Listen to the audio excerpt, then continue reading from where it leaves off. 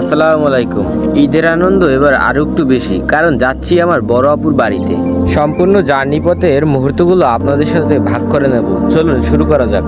আমার সকল জামা কাপড় গুছিয়ে ব্যাগকে প্যাক করে আপুর জন্য ওয়েট করতেছি। আমাদের ছোট্ট সোনাটাকে নিয়ে এখনই রওনা দিব আমাদের বড় আপুর বাড়িতে।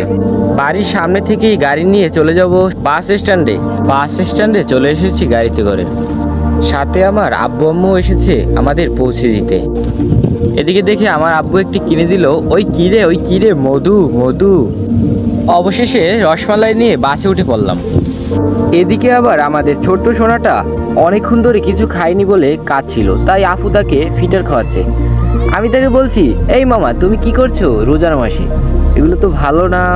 তাকে আমার কোলে এনে বসালাম। সে দেখি বড় বড় চোখ করে চারপাশ দেখছে। সে কখনই এগুলো দেখেনি। তাকে নিয়ে এই প্রথম বাসে উঠলাম। জার্নি পথে দেখি চারদিকে ঈদের আমেজ। বড় আপুর সাথে কথা হলো, তারাও আমাদের অপেক্ষায় বসে আছে। বরিশালের মাঠে এক অন্যরকম সৌন্দর্য। শুকনো সবুজের মাঠ, চারপাশে বাঁধা গরু আর হালকা বাতাস, এক অদ্ভুত শান্তির পরিবেশ।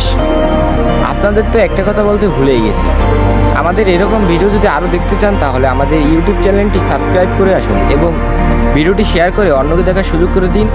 কথা বলতে বলতে ফেরিঘাটে চলে এসেছি। আমার এটা বলতেই দুঃখ লাগে যে বর্তমান বাংলাদেশ এত স্মার্ট হওয়ার পরেও ফেরি পারাপার করতে হয়। যাতায়াত ব্যবস্থা এখনও এখানে অনেক দুর্বল। ফেরি দিয়ে নদী পারাপার হতে অন্ততপক্ষে আধা ঘন্টা সময় লাগে। একটি ব্রিজ থাকলে এই নদীটি পার হতে মাত্র 5 মিনিট সময় লাগতো।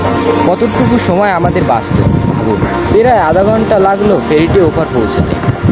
এই গরমে বাসের ভিতর বসে থাকতে থাকতে শরীরটা একটু খারাপ লাগছে। ফেরি পার হওয়ার পরেই আমরা কিছুক্ষণের মধ্যেই মঠবাড়িয়া বাস স্ট্যান্ডে পৌঁছে যাব। অবশেষে মঠবাড়িয়া বাস স্ট্যান্ডে পৌঁছে গেলাম। এখান থেকে একটি গাড়ি নিতে হবে।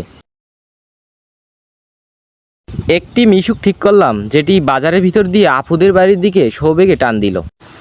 আমি আগেও অনেকবার এখানে এসেছি।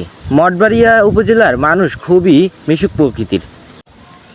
এখন এই বাজার থেকে নিয়ে নেব আমার বড় আপু এবং ছোট্ট সোনামণিদের জন্য মিষ্টি। বর্তমান ব্যবসায়ীরা রমজান মাস পেলেই তারা প্রত্যেকটা জিনিসপত্রের দাম বাড়িয়ে দেয়, তাই আমি এই বাজার থেকেই মিষ্টি কিনছি।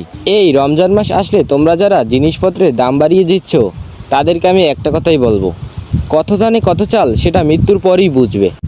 আর কিছুটা পথ, তারপরেই পৌঁছে যাব বড় আপুর বাড়িতে। এখন দুপুর 2টো বেজে গেছে। আমাদের আস্তে আস্তে অনেক দেরি হয়ে গেল। অবশেষে আপুর বাড়িতে পৌঁছে গেলাম। ভিডিওর দ্বিতীয় পার্ট ঈদের পরেই ছাড়া হবে, আপনারা অবশ্যই সবাই দেখবেন। আর এই ঈদে কে কোথায় ঘুরতে যাবেন অবশ্যই কমেন্টে জানাবেন। আজকে এই পর্যন্তই, খুদা হাফেজ।